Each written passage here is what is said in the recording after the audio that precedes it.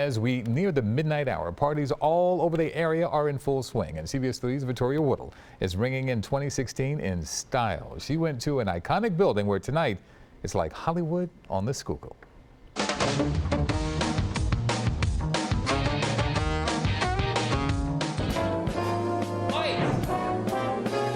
Cue the dress rehearsal. 50-plus cast and crew are staging this iconic building to feel like the sets of Hollywood. Action. It's vintage Hollywood, New Year's Eve at Waterworks. For one night only, let us take you behind the velvet ropes of the biggest night of the year. Really want them to be transported to a different place. Meet the visionary behind the lens, our director. We did several different rooms, different time periods. So we started with silent films, then we have a Casablanca bar, and then we moved to the ballroom, which was Hitchcock, which is 1950s, early 60s. Keep those credits rolling with the executive producer who scouted the Waterworks and its it factor years ago. I would come home from the Poconos, I'd drive by here all the time, and I would just see this amazing building just sitting under the art museum and think, well, someday I have to do events there. This is one of the first parties tonight. Of course I had to ask. What will you be wearing?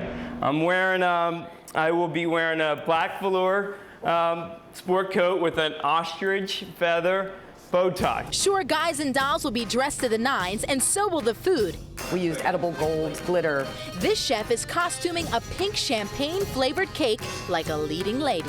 On the second tier of the cake, we wanted to incorporate Katharine Hepburn's costumes. Now, every movie set has craft services, but here, the menu is getting the celebrity treatment. Look at the food, they go wow. They come in the door, they go wow. You gotta have a lot of wow. Dishes playing starring roles, like luscious baked lobster custard or lobster thermidor. A little hint of lemon that'll just drizzle over top and give you that spark. Oysters Rockefeller so rich, it'll make you sing. Or buttery beef Wellington. I just want to pick it up like a cheesesteak. It's a night worthy of a standing ovation, one to be truly savored as we wait until midnight for that ball-dropping on-screen kiss. It's gonna be a really, really enjoyable night.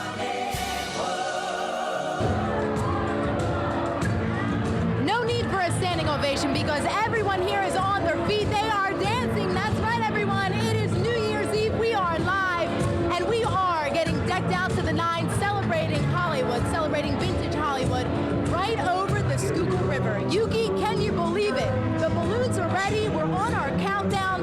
I mean, I have to tell you, I feel like you're missing out. I feel like I need you. I am missing out, but I'm loving the sight. With me.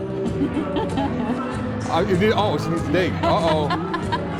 That's for you. All right, pretend I'm there. That's fantastic. Oh, there you go. I've got two left feet, so watch out. I've got two left feet. Thanks, Tori. Appreciate it so much. Happy New Year. And in the CBS 3 exclusive tonight, our Vittoria Woodill was the only television reporter to take the challenge. Tonight, she shows you firsthand and up close how amazing, well, I think it was amazing, it was to rappel down the side of a building. Young lady? Amazing, yes. Okay. Terrifying, yes. I admit I had some reservations, but I could not resist the chance to take a walk off the wild side. Wow. I had no idea what over the edge meant until I took my first step off of a Center City building 418 feet up in the clear blue sky. That looks far, guys. It's a wild ride. Katie Newsom-Pastuzik is the executive director of Outward Bound Philadelphia. We wanted to do an event, Vittoria, that mirrors who we are as an organization. And that's helping kids like Kyrie Jackson challenge themselves. It's a teamwork effort when you're out there with your friends because, you know, they look for us to be mature and work together as a team. He and other students were here just to lend a hand and cheer on those brave enough to go over the edge after finishing their first backpacking experience. It makes you really thankful, and it's really fun. It's a really good experience. I was hoping for a really good experience myself, but I didn't feel so secure as I was signing my life away. I understand that activities are inherently dangerous and that I could be risking serious injury and or death. Okay, great, let's sign up.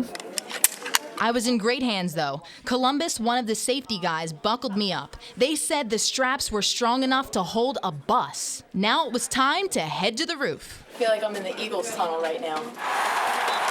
Taking the freight elevator up, I did have a fearful flashback. Has anyone ever been on the Tower of Terror? After showing me the ropes, Put this hand down here below this carabiner. Okay. Great. Now find that little sweet spot. Oh, really? There you go. How do you guys feel? Good. Ready to go? Yeah. All right. Taking a moment of meditation, it was the moment of truth. That looks far, guys. It took a few moments, but finally, I'm over the edge. Can't believe what I'm doing right now.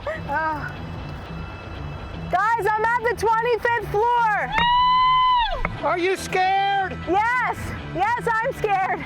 Oh, especially when it feels like your feet are coming off the building. The hardest part was using a hand control so I didn't go too fast. Got a little bit of a groove now. Maybe too much of a groove. I got a little too confident. Holy crap, that was intense. But then I got the hang of it and started to enjoy myself. Whoa, whoa, whoa, whoa.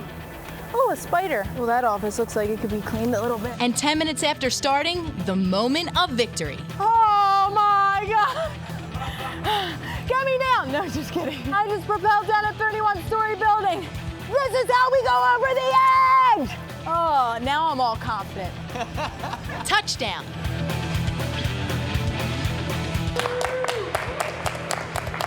I can say I did it. I did it! That chick is nuts. And that's when I found out that going over the edge wasn't just taking the scariest steps of my life off of that building, it was taking the biggest steps outside of myself to discover my own strength. Bravo, True young story. lady. Bravo. True story. Beautiful. You really had to dig deep. I know you did. And survive. Come on, give it up. Nicely done. Thank Nicely you. done. Thank Nicely you. done. Thank you. WIP Wing Bowl 24 at the Wells Fargo Center. Well, there are no words. Really. But some call it... It's a tradition. Just a lot of fun, a lot of craziness. For me, I'm not sure how I would describe it yet, since I've never been. So Angelo and the WIP Morning Show thought it would be a good idea for me to cover the spectacle backstage. I feel like I'm going to question a few things, like my sanity, my morals, and my life. I had to do that. Thank you. I'm just hoping there aren't any pigs here. What do I do with this? With floats, costumes, and lots not left to the imagination, there's a surprise down every corner behind the scenes. So this right here gives me an all-access pass, which means wingettes. I lost my wing. Do you have eyeliner? We need to cover up a little bit. This is the Wing Bowl wing. I'm very particular about my wing. Here, keep that coat on. It's cold out there. Which means Wing Bowl competitors. The arena crowd continued to grow with spectators looking to get saucy for the show, the competition, and... I just have to find him. Where's Rodman? You know where he is? You see him? This guy. Where is he at? He's in his dressing room. We got a show to run. There he is. Who could eat that much wings, man? And especially at 7 o'clock in the morning. And finally, after 429 wings in one sitting, a winner was crowned. I ate my fingernail and I just had it done. From backstage to on stage to now announcing the winners. I'm still questioning everything, but there's no question that Wing Bowl is a sight to see. Vittoria Woodill, CBS 3 Eyewitness News. Want to put a hat on? This was made for me, That's Jim. right. Dressing is a way of life, but for James May, dressing has become his life. I was 15 years old when I created this. With a foot on the pedal of a sewing machine since age 9, the iconic costume designer James May out of Ridley Park took to fashion early on with the encouragement of his mom. So my mother used to say, it's late, go to bed. When you get up in the morning and you look at it, it'll look different to you. So I did. She goes, now I have to tell you a secret. She said, I used to tear everything apart and fix it for you so you wouldn't get discouraged. He first started his own business designing for brides walking down the aisle. But one phone call years ago led him on a colorful new path where his dresses wouldn't walk, they would strut. Now I got a call in September from a friend of mine saying that the Durning String Band needed a costumer. I said, would you like to do a string band? And they said, yeah. For 44 years, James has been the top tailor for the many mummers who have dazzled us all for decades on New Year's Day. And then we started with Freilinger, Quaker, Furco, South Philly, Avalon. And his head-to-toe designs have innovated the ever-elaborate mummer with a certain sought-after flair. The fellas used to come here and they'd say, we want the Jimmy May sway. Because when they were walking, you know, Yes, it moves, and when they were walking up to the judges' stand, they were just moving, and they'd say, "We want the Jimmy May sway." Color, sparkle, quality, movement is what formed his long-standing, respected reputation in the industry and added life to our favorite Mummer memories. Well, there's Quaker with the Eskimos. And the ironic thing about that year is when they were in front of the judges' stand, it started to snow. When it snowed, I said, came right from heaven. This year will prove to be one of James's most memorable because it will be his last. James May is retiring. What do you think next year's going to feel like? There's nothing that I can do that ever takes the place of this. And with the love in his heart, James is taking a bittersweet final strut, but he's going out on top. It's always good to go out on a high note. And in style. That's right. Now, there is no way Mr. May is giving up designing those gorgeous costumes cold turkey. He said he will be taking on one group next year, and we all will have to wait and see who it will be. Two things that I learned. One, his favorite color is aqua blue. Now, you'd think out of all of those colors, I was wondering, what's his favorite color? Yeah. Two, he made Yuki a onesie. Years ago, I know the May family. A onesie. Like a baby's onesie. There was an eagle bet, and I said I'd wear a onesie of something. I can't remember. So he made me a onesie, and I was live on TV wearing a onesie. Well, your dream's coming true. He's going to make you one again. No, I don't know, but he might after seeing this. He's Best of love to the May family and James. That was nicely done. Thank you. Philadelphia was the latest stop for rock and roll icon Steven Tyler today. He's crossing over, so to speak, with a new musical project. And of course, who better to send to find out about what's happening with the rock star than our own Vittoria Woodill. When someone tells you you're about to meet Steven Tyler, you pretty much lose your mind. Eventually, I want to know how to mesmerize people with my hands. But you prepare. Oh, my scarf. Oh, I need my scarf. You try to play it cool. I don't really know what to expect. And then he walks this way. Everybody, Steven Tyler. Layered in all that good stuff, super singer and rock star Steven Tyler paid a visit to CBS 3's sister station 92.5 WXTU. Yep, that's our country station. And yes, Steven Tyler is dropping a brand new knee-slapping solo album for country fans. Why are you doing country? Well, I grew up in in the woods of New Hampshire. I also in the summer. Right. In the winter, I was in the Bronx, in a tenement on the 6th floor. And so I got country big time. And this big time musician is sitting down with little old me too. Wow. Is this too cliche? It is. No, just leave it. Oh my God, this is so outrageous. Someone put a mic on the air already? Oh. Wow.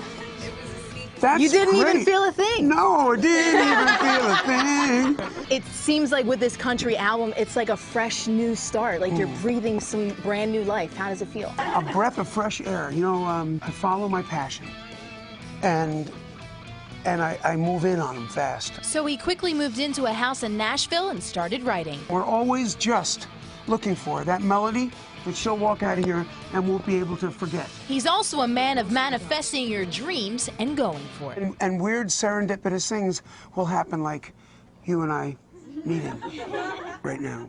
This is a God wink. This is definitely a God wink. Oh my God, are you kidding me? I should have went for that kiss. I'm regretting it. Give me a chance. That's too bad. I blew it. I blew it, you guys. You did. Dream on. Dream on. Oh, he was awesome. I should mention that Steven Tyler has not yet named his album. He has, however, released a few singles like Love Is Your Name and Red, White, and You. But his country band, Loving Mary, and he still have some songs to finish up. You had a big day. Look, you had a big day. I'm still guys trying had to fun. catch my breath. Yeah, you did great. You guys had fun. Nicely done. Seems like a really nice guy. You both had great hair, too. You know, he was wearing a floppy bun, and I was into it, but I didn't have a scrunchie to match him. So I went for the big country rocker thing tonight. It worked. You're welcome. It worked. Dory, thanks so much.